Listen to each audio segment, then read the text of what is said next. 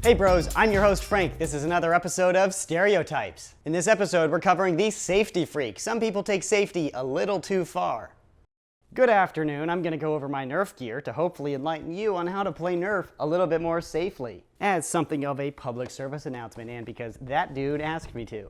Anyways, safety is absolutely number one, having fun is number two, and shooting other people is number three, but definitely much lower than number one, which is safety. These foam projectiles are meant for fun, but can poke an eye out, so eye protection always. In my case, these lab goggles are so hazy due to, lab accidents and whatever. Doing their job, BT dubs, but they're so hazy that I can't actually see, creating an obstacle and I might trip on something. Self-fulfilling prophecy, perhaps, so I'll take them off for the rest of the vid. And my spectacles happen to be impact-resistant polycarbonate because, nerdy level 9000. Oh yeah. But to the rest of my gear, starting out with my blaster, this is an unmodified demolisher. I do not allow modifications at my Nerf wars because I'm a little because I value safety. The standard 10-round magazine, of course, because, I can't modify it because the little blaster says, do not modify darts or blasters. Well, that happens to be the Spanish part. I don't speak Spanish. But I read it elsewhere, so I can pretend I do. So I don't modify anything whatsoever. Beyond the blaster, of course, I don't use homemade or modified darts. I only use the standard elite darts. No off-brand, no nothing, because that's exactly what Hasbro tells me to do, and I'm a little sheep, so I just do what I'm told. These are rated as safe enough to, hit people. Eye protection always, but, on the skin, I don't want to hurt people. I'm kind of, a little bit about safety, if you can't tell.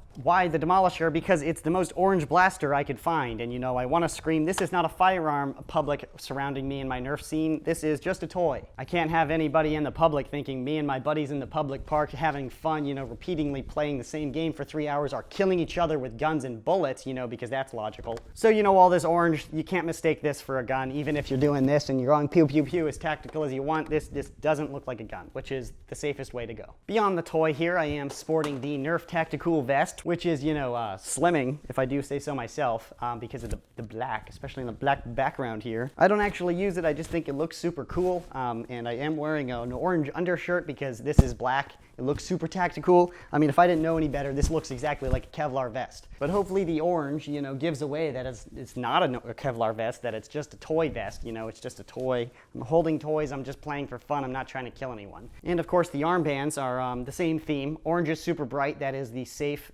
color. United States federal government mandates a 1/4 inch tip on every replica firearm.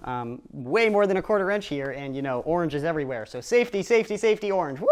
That's it for my actual Nerf gear. I only have the one magazine because the 10-round magazines don't really fit in here very well, and I can't use any aftermarket stuff because it's not safe and it's not Hasbro spec.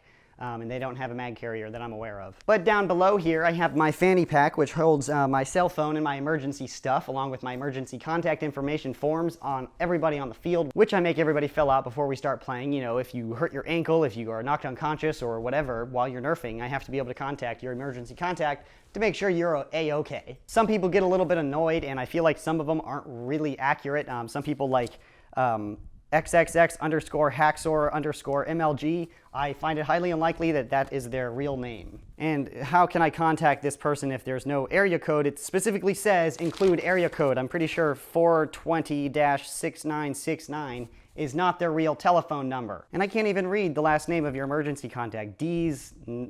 What is that? D's nuts! Okay, I walked into that. This is what you get for trying to be safe and make sure everybody's having a fun time. Okay, beyond that though, my last piece of gear is just the medical kit, gunshot trauma kit, the whole 9 yards on regular stuff. We are flinging foam, not bullets. But if the med kit's good enough for gunshot trauma, then it's pretty much good enough for everything. That shows how much I know about first aid. So yeah, that is my nerfing gear. I have a whole lot of fun nerfing. Of course, I only have safe fun. Risky fun is so not Q. So not Q at all. So that is my gear, blaster, and sort of how I approach the game. Hopefully you learned something, and hopefully you can be a safer nerfer and have an A-OK day.